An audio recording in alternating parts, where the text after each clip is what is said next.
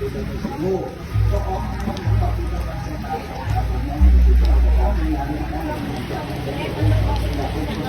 เล่นผู้เจ้าประสงค์ละของนั้น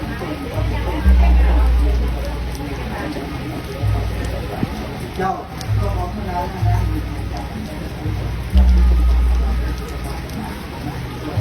คนเขาก็คน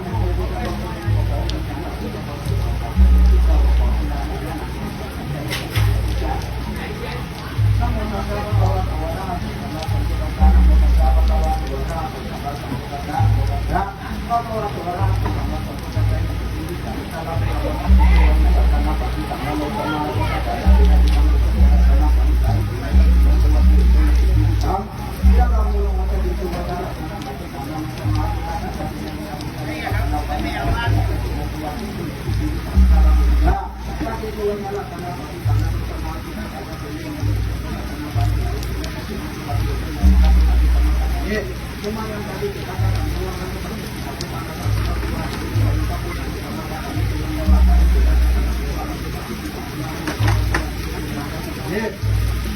sama kata itu menjual kali kita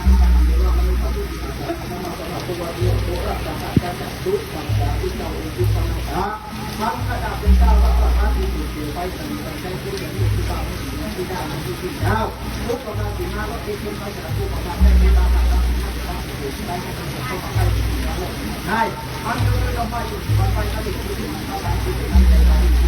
Ya, saya coba mengajar dulu cuma saya kalau kita tadi kita kalau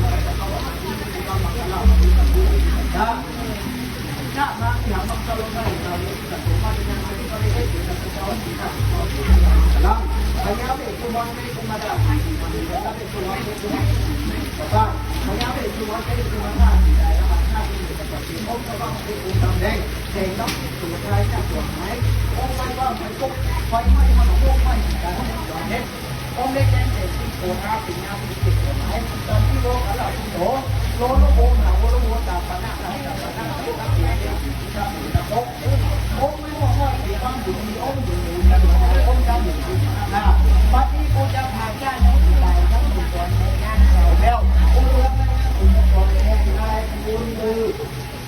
พุทธเทพของพระศรีเจ้าพระสอนเวลาละด้ามไม่ได้ถึงพระธรรมไม่ได้อยากออกไปดำน้ำก็ออกจากฝ่ายต้องเสียออกจากบ้านทิศปีไม่ได้หนีไปที่อื่นมื่นปีไม่ได้หนีไปแต่ใสตัวเจ้าต้องส่งไม่ได้มาแต่มาใต้ฉันเด้อองค์สวงเจ้าตักโยมาตัดจากองค์สวงเจ้าทีนี้มันจะมีหมู่เกลือเชือกนี้มันจะเงาะหมู่สีมีหมู่ตุนานานจ้างหมู่ดุนนะครับวัดที่ผู้จับจับถึงนั่งแต่แห่แต่โงผู้จับจับถึงนั่งแต่โงมากครับผู้จับจับถึงจับข้าจ้างถึงนั่งแต่หัวเนี่ยโดนตัวในงานเก่าเดียวคุณสนใจมาถึงนี้ล้านละอยู่จังตัวจังตัวในดูพุทธดีของพระเจ้าทั้งสอง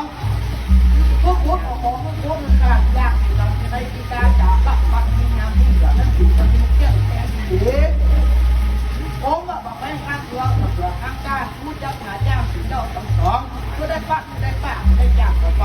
ดังน้ำมุกออกจากสายตั้งสายข้างเสาเลี้ยวเงินมีออกจากบ้านยิบปีไปที่อื่นมื่นปีไปไหนมีสายข้างเสาเลี้ยวเงินได้อย่าได้ปิดมาข้างทางเอาเวจะได้ปิดมาหาตัวตัวในนาเวพุทธดีซ้ำข้อสองทั้งตั้งหลักฐานตัวนี้ผู้นี้เป็นลูกศิษย์ในพระทหารสมณสัมพุทธเจ้ายังมาตัดถึงยังใส่ง่ายใส่แน่ถึงตัดถึงยังใส่ผมมาครับตัดถึงยังใส่หัวกันยังของเขาต่อกันให้ก็ตรงตัวในใจมือพุทธดีเล่นที่ใจด้านสาวเดียวคือเรื่องไม่มีเมื่อได้ไปจะใช้ก็ใจของได้ไหมจังหวะใจด้านสาวเดียวคือเรื่องด้านสาวเดียวคือเรื่องเมื่อได้เอาคนถือประการนั่งไปทำหน้าดาผู้สูงบ้านแก่ย่าที่ได้กระดองต้องมีคนที่ยากส่วนผู้ชมผู้ก็จะเป็นเจ้าชั้นเดียวจะได้ปิดปากเข้าหาวันนี้จะได้มองห้องจะได้มองห้องอะไรจะได้มีคิดมีใจมีพระทักมันปลูกจะได้มาห่วงทั้งตนทั้งตัวแห่งนาดูพุทธดีแห่งปัตติสุขวังโอ้จักหน้าจักแก่เอาไว้การว่ามึงแม่บอกการผู้ปกครองการบอดการว่ามึงกวาดการผู้ปกครอง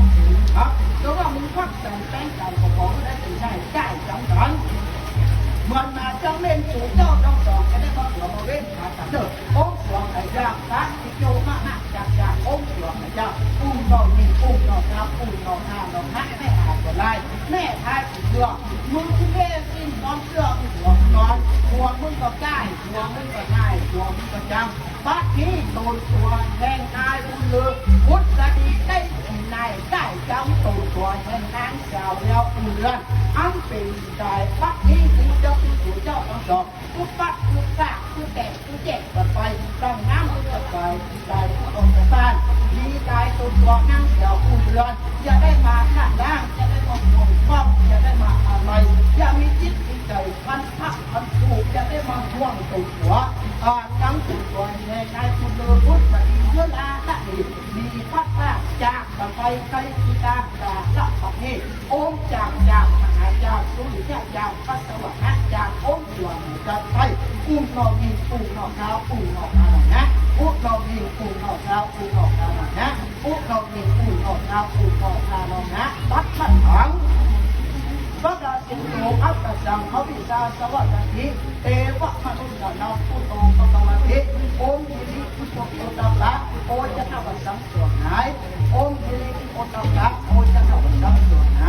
โอมยิริโอตัปะโอจะนวัสังส่วนไหนทัดพัดทางพระราชินีอัตสังเขาวิชาสวัสดิเตวะมนุษย์นาผู้จะขอตัดด้วยนะโมตัสสะตัสสะตัสสะตัส